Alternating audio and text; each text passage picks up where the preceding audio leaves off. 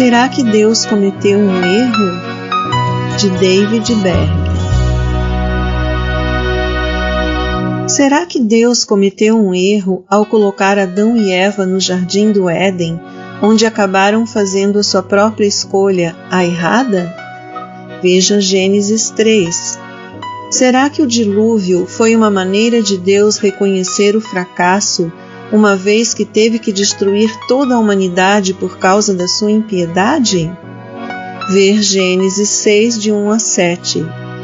Será que a Torre de Babel foi um desastre total e a confusão de línguas uma catástrofe? Ver Gênesis 11, do 1 ao 9. Ou foi tudo necessário para cumprir o desígnio divino de humilhar e dispersar o homem por toda a terra? Será que foi um erro permitir que Moisés matasse um egípcio e tivesse que fugir para salvar a sua vida, tendo então de viver 40 anos no deserto cuidando de ovelhas e trabalhando para o seu sogro? Não foi um terrível contratempo para a causa e atraso à libertação do seu povo? Ou foi necessário Moisés ir ao exílio para aprender as lições que Deus tinha para ele, para transformá-lo no homem que ele precisava ser, para poder então libertar o seu povo, dependendo totalmente de Deus e não de si mesmo? Ver Gênesis 2, do 11 ao 15. E não foi uma terrível derrota para a causa do Senhor, quando os filhos de Israel voltaram de Cádiz Barneia e passaram mais 40 anos vagando no deserto até toda a geração mais velha morrer? Ver Josué 5, 6. Isso não foi um verdadeiro contratempo? E se tivesse tentado invadir Israel, acompanhados de todos aqueles incrédulos, ou tentando conquistar a terra prometida, com todos aqueles que duvidavam, como Tomé, teria sido uma catástrofe? Provavelmente todos teriam sido mortos. Será que Deus cometeu um erro quando escolheu Saul para ser rei, levando em conta o que ele acabou fazendo? Por acaso Saul foi um fracasso ou cumpriu a vontade de Deus, que era preparar o rei que Deus realmente queria, Davi? Deus conquista alguma de suas maiores vitórias de aparentes derrotas e faz com que a ira do homem o louve. Salmo 76, 10. Será que Deus cometeu um erro ao deixar Davi se apaixonar por Batseba e cair no conceito do povo, perder o trono para o próprio filho e partir em vergonha e escândalo para outro país com apenas alguns amigos? Ver 2 de Samuel 11, 15. Será que Davi caiu realmente para baixo ou foi uma queda para cima? Geralmente com Deus, o caminho para cima faz um desvio por baixo primeiro. É exatamente o contrário do que imaginamos. Deus adora fazer as coisas diferente do que esperamos, porque então é um milagre e mostra que é obra dele, não do homem. No final, Davi e o reino inteiro foram humilhados. E foi uma lição para verem que apenas o Senhor fez deles o que eram.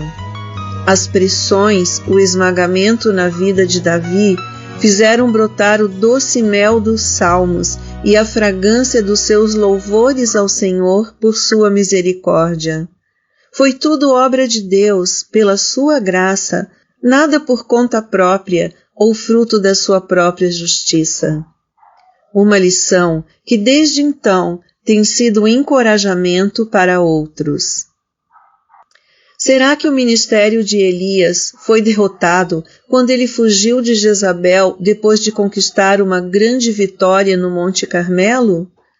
Por acaso toda sua valentia perdeu o valor diante da sua covardia no deserto?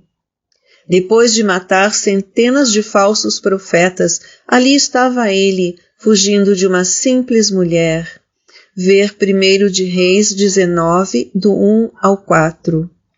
Imagine a cena, o grandioso, valente e majestoso profeta, superior a todos em termos de força e poder de Deus, lá no Monte Carmelo, invocando o fogo do céu, subitamente estava fugindo da rainha Jezabel.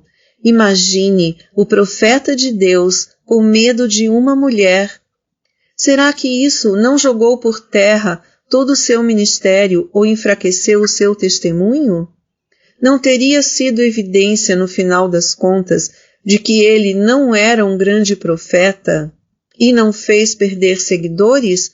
Ou será que Deus queria lhe mostrar algo que faria dele um melhor profeta, mais humilde, que voltaria sem medo do rei, muito menos da rainha? Depois de descobrir que Deus não estava apenas no fogo, trovão e terremoto, Elias, um homem explosivo, se tornou um manso duto da vozinha mansa e delicada de Deus. Ver 1 de Reis 19, do 11 ao 13. Ele tinha sido ótimo pregando destruição e juízo. Agora estava aprendendo o lento e paciente processo de alimentar e orientar as ovelhas. É muito mais fácil e dramático ser um profeta de destruição do que alguém que sara feridas e alimenta ovelhas, um cuidador de ovelhas e professor de iniciantes. A glória é muito maior quando se invoca fogo do céu e mata-se falsos profetas. Sem dúvida, é muito mais dramático, cataclísmico e espetacular. E você gosta de ser o protagonista. Mas quando é que faz notícia um professor que labuta cada dia alimentando as ovelhas até crescerem, se tornarem produtivas e darem fruto permanente para o reino de Deus? E que fazendeiro faz manchete só por conta do seu trabalho braçal, lavrando a terra com paciência e ternura, cuidando diligentemente dos brotos da terra até crescerem? Sendo que ele talvez nem chegue a ver a planta adulta e dando fruto? Mas esse já é outro assunto. Trata-se das pessoas simples, sem posições, que trabalham nos bastidores e são a base do que acontece. São aquelas que ficam na retaguarda, mantêm os fogos acesos, cuidam dos bebês, alimentam as crianças, lavam a louça, cozinham, varrem o chão e limpam os banheiros. Essas pessoas simples são necessárias para as outras serem grandes. É preciso ser uma pessoa simples antes de se tornar grande, porque é assim que Deus transforma as pessoas para mostrar a grandeza dele. Mas Deus escolheu as coisas loucas desse mundo para confundir as sábias. Deus escolheu as coisas fracas desse mundo para confundir as fortes. Deus escolheu as coisas vis deste mundo e as desprezíveis, as que não são, para aniquilar as que são, para que ninguém se glorie perante ele, para ele receber toda a glória e ficar evidente que não foi obra de homens. 1 de Coríntios 1, do 27 ao 29. Abraão teve que aprender que não era obra de Abraão, mas de Deus. Moisés teve que aprender que ele não conseguiria. Davi teve que aprender observando Saul e se tornando uma vergonha ele próprio, que não conseguiria. Elias teve que aprender que nada era obra sua, mas de Deus. É quase inumerável a lista de todos que Deus teve que humilhar antes de poder usar. Todos os líderes que Deus precisou levar às profundezas antes de poderem lidar com a exaltação, para não tomarem o mérito e deixarem de dar glória a Deus. Quando está na hora de Deus fazer de você uma grande pessoa, ele o transforma em um grande nada, para não sobrar nada mesmo e ser tudo obra de Jesus. Quando consegue tirar você da frente, então ele tem uma chance de agir. Quando você se torna apenas uma ferramenta e um canal, nada a não ser um minúsculo diamante de poeira, então Deus pode usá-lo de verdade. Mas ele precisa quebrá-lo, humilhá-lo e derretê-lo no fogo, purificá-lo, peneirá-lo, separar o joio. Ele tem que limpar você até não sobrar nada de ruim, crucificar a carne até estar mortinha da silva, anular a mente para Jesus poder viver, pensar e se movimentar em você. Será que Deus cometeu um erro? Ou tudo isso é necessário para sermos o que devemos ser? Será que não foi uma vergonha e um golpe terrível contra a causa de Deus o grande profeta Jeremias ser pendurado em um tronco para seus irmãos de fé poderem cuspir no seu rosto, ou ser enterrado na lama até os ombros por seus inimigos e só conseguir escapar à surdina com a ajuda do seu querido amigo Ebede? E o escândalo maior não teria sido por acaso ele ser preso como traidor e criminoso, infiel à nação e ao seu próprio povo? Ver Jeremias 20, versículo 2, capítulo 38, do 6 ao 13, capítulo 37, do 11 ao 15. Não para Deus, tudo foi parte do seu plano para mantê-lo humilde, próximo ao Senhor, completamente dependente de Deus e não da sua família, nem dos seus amigos, irmãos ou do rei.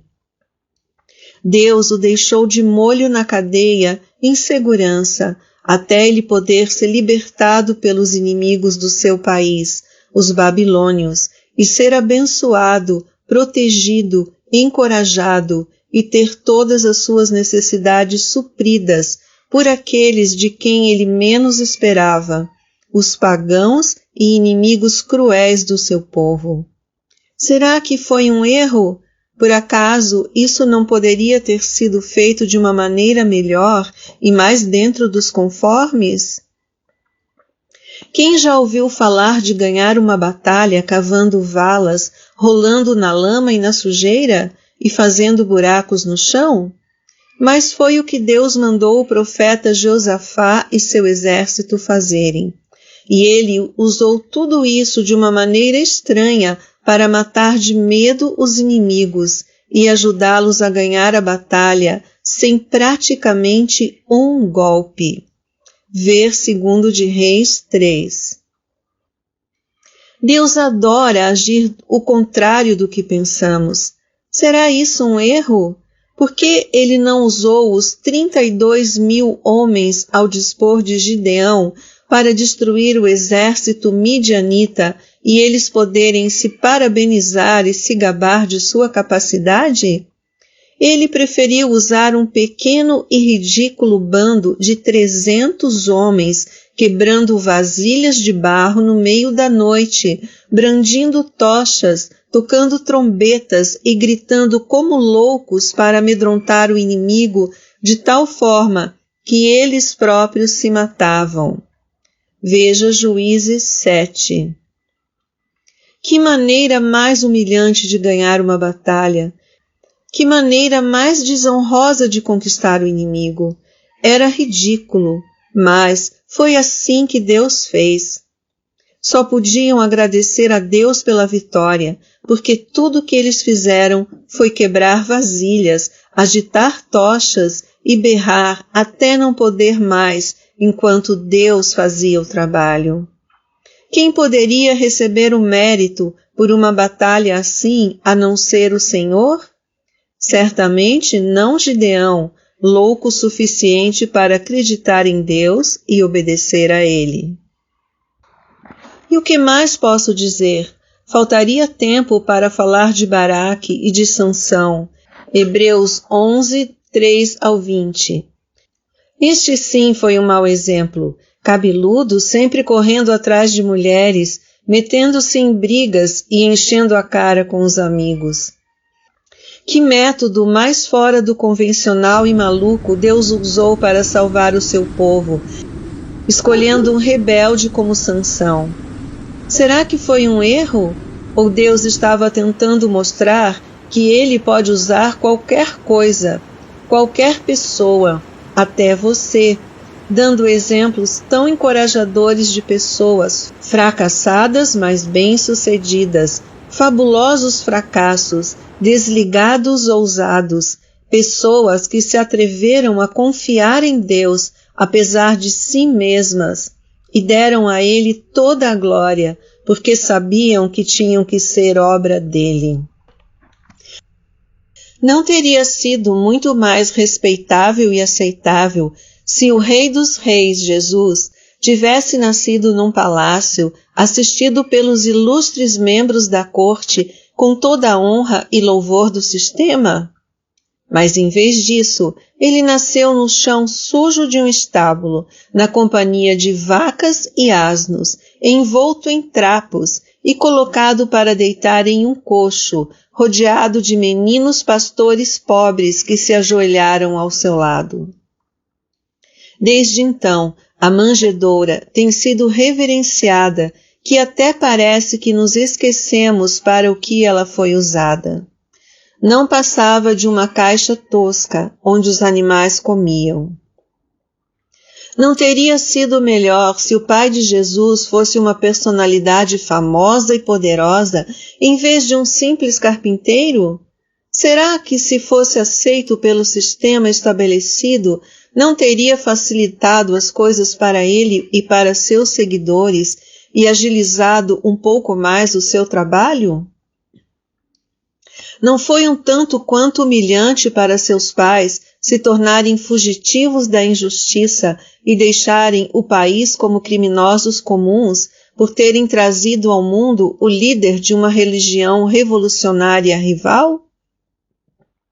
Não teria sido melhor se Jesus tivesse vivido da maneira mais decente e aceitável, não tendo nascido no estábulo de outra pessoa, procurado a sua comida nas plantações alheias e dormido na casa de terceiros e ser enterrado no túmulo de outro homem? Será que ele tinha que estar sempre desafiando o sistema religioso e os costumes, destruindo as tradições, ameaçando o sistema religioso, a ponto de ser executado junto com criminosos? Será que não daria para evitar a má reputação que isso causou e a de ter sido companheiro de publicanos e pecadores, um glutão, bêbado, companheiro constante de bêbados e prostitutas, um infrator, um agitador que perturbava a paz, um falso profeta, sempre desencaminhando as pessoas? Assim se referiam a ele. Será que Deus não poderia ter usado táticas menos polêmicas e agido de maneira mais pacífica, respeitável e aceitável? Será que ele errou? A maneira convencional que se dane.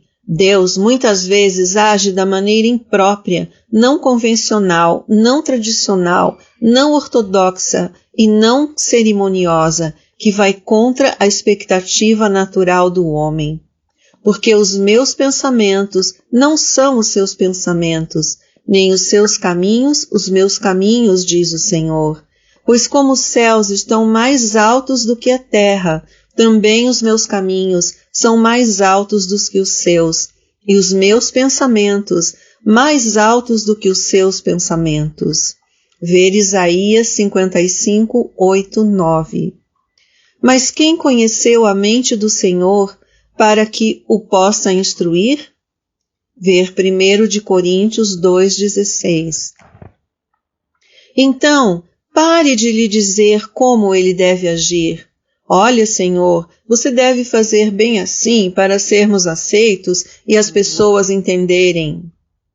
Confia no Senhor de todo o teu coração e não te estribes no teu próprio entendimento. Reconhece-o em todos os seus caminhos, e ele endireitará as suas veredas. Provérbios 3, 5 e 6. Assim que começar a tentar calcular tudo na carne, desista. Provavelmente nunca vai dar certo. A fim de que Israel não se glorie dizendo: o meu próprio braço me salvou. Ver Juízes 7:2. Deus adora fazer as coisas ao contrário do que pensamos. Será isso um erro? Será que Deus está errado? Eu sou o caminho, a verdade e a vida. Ninguém vem ao Pai, senão por mim. Estreita é a porta, e apertado o caminho que conduz à vida, e são poucos os que a encontram. Muitos são chamados, mas poucos os escolhidos. Não são muitos os sábios segundo a carne, nem muitos os poderosos, nem muitos os nobres que são chamados. Mas Deus escolheu as coisas loucas desse mundo para confundir as sábias, e Deus escolheu as coisas fracas desse mundo para confundir as fortes. Muitos dos seus discípulos, ouvindo isso, disseram: duro é esse discurso, quem o pode ouvir? E os discípulos o deixaram e fugiram. Saiamos, pois, a ele fora do arraial, levando o seu opróbrio, porque ele a si mesmo se esvaziou, tomando a forma de servo. Era desprezado e o mais indigno entre os homens, homem de dores e experimentado no sofrimento. Pela opressão e pelo juízo foi tirado. Deram-lhe sepultura com os ímpios e com o rico na sua morte. Sereis odiados de todas as nações por causa do meu nome. Mas como não sois do mundo, antes dele vos escolhi, e por isso que o mundo vos odeia. Se me perseguiram, também vos perseguirão. Quem vos recebe, a mim me recebe. E quem me recebe, recebe aquele que me enviou. O discípulo não é mais do que o mestre, nem o servo, mais do que o seu Senhor.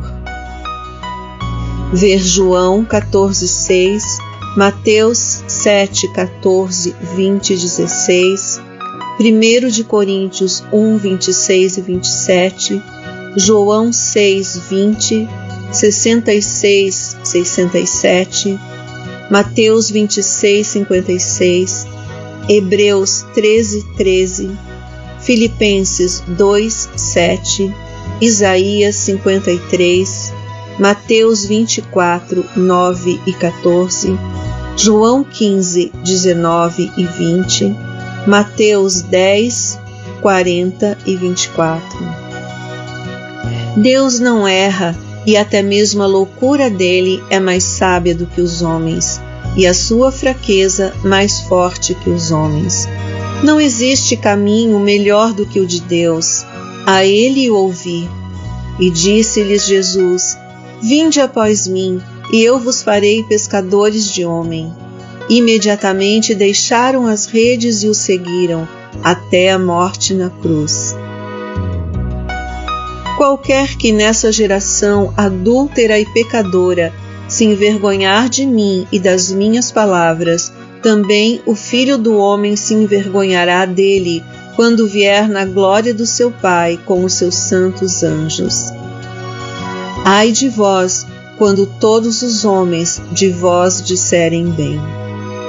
1 de Coríntios 1:25, Mateus 4:19, Filipenses 2:8, Marcos 8:3, Lucas 6:26.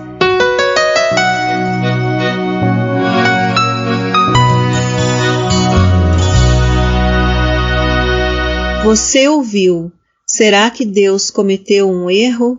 De David Berg.